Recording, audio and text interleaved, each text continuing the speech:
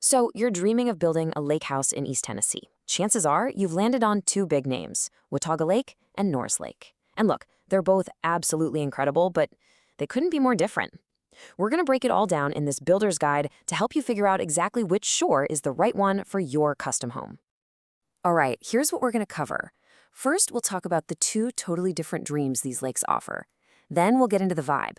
Think peace versus party. After that, the nitty-gritty of the build. Scarcity versus scale. We'll also look at the value, legacy versus rental income. And finally, we'll wrap it all up to help you choose your lake life. Okay, let's jump right in.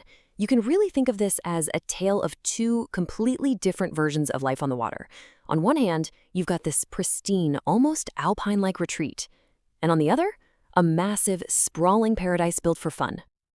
So this is really the core question, isn't it? It all comes down to what you are looking for. Are you trying to find solitude, surrounded by protected, untouched nature? Or are you looking for a buzzing social scene with nonstop action? Your answer to that one question is going to point you in the right direction. Let's break down their basic identities. You've got Watauga, the pristine gem. It's way up high in the Appalachian Mountains, and it's known for its unbelievably clear water and protected shorelines. Then you have Norris, which is right outside Knoxville. It's this massive recreational hub, famous for being easy to get to and having this really energetic boaters culture. I mean, they're truly two different worlds. Okay, let's talk about the vibe. This is all about the feel of each place, you know? The day-to-day experience of actually being on the water. Are we talking about a peaceful retreat or a weekend-long party? This quote just nails the essence of Watauga Lake. And here's why. It's almost completely hugged by the Cherokee National Forest. So the whole experience is just privacy and being totally immersed in nature. You're not looking at your neighbor's dock, you're looking at untouched mountains. It's really the place you go to unplug from everything. And then there's this. This quote perfectly captures the flip side. Norris Lake. Norris is a total social paradise. You go there on any given summer weekend, and the lake is just buzzing with energy. You'll see people gathering in these big coves, tying their boats together, creating these massive floating parties. The goal is the complete opposite of solitude. It's all about community and being right in the middle of the action.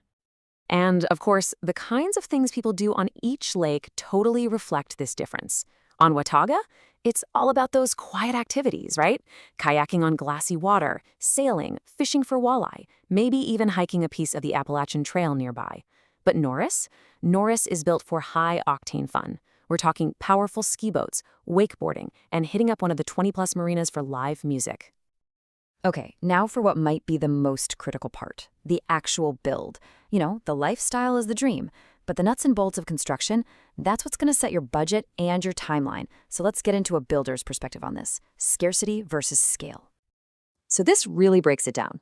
Look at Watauga. Land is super scarce. And the terrain, it's often steep, mountainous, which means a more complex and, yeah, a more expensive build. Plus, the permitting process is known to be really rigorous and slow. Now flip over to Norris. Land is way more abundant.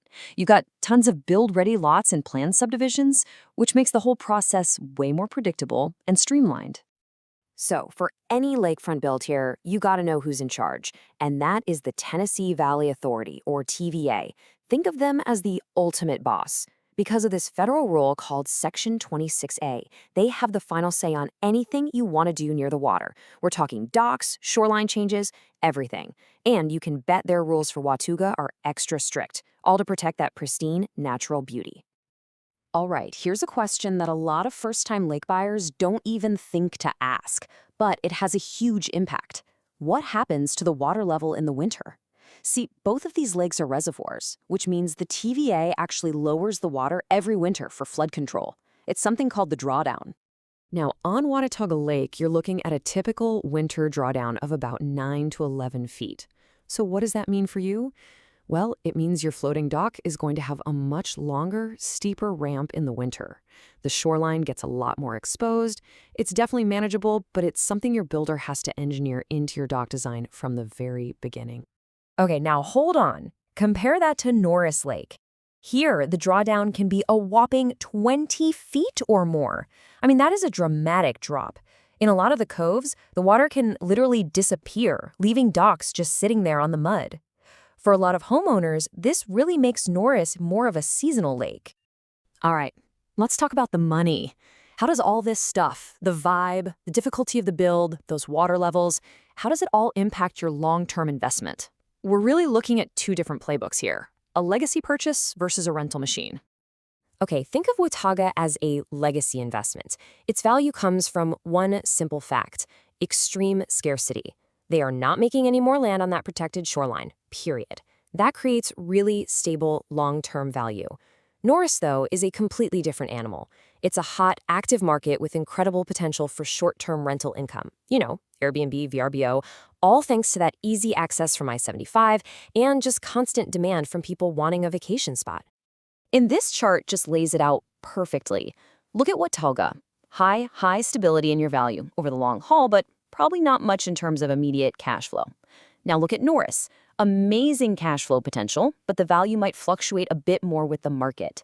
It really is that classic choice. Do you want stable scarcity or do you want high volume income? Okay, so we've covered the vibe, the build, and the value. Now it's time to put it all together. Let's make this simple and give you a clear-cut recommendation so you can make your decision. So, here's the bottom line. Watauga Lake is for you if privacy, pristine nature, and a feeling of exclusivity are your top priorities.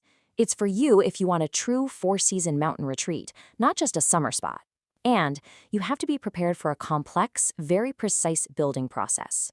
If you want that long-term legacy investment to pass down, Watauga is your lake. On the other hand, you should choose Norris Lake IF. You thrive on being social, love recreation, and value pure convenience. It's for you if you want that turnkey lifestyle where restaurants and marinas are just a quick boat ride away, and it's definitely for you if you prefer a more predictable building project and you're interested in generating some serious short-term rental income. So, in the end, it really does all boil down to this one question. This isn't about which lake is better. Not at all. It's about which lake's personality matches yours. What is your vision? Is it that quiet, peaceful mountain retreat? Or is it that vibrant, buzzing social hub? Whichever you choose, that's the answer that's going to lead you home.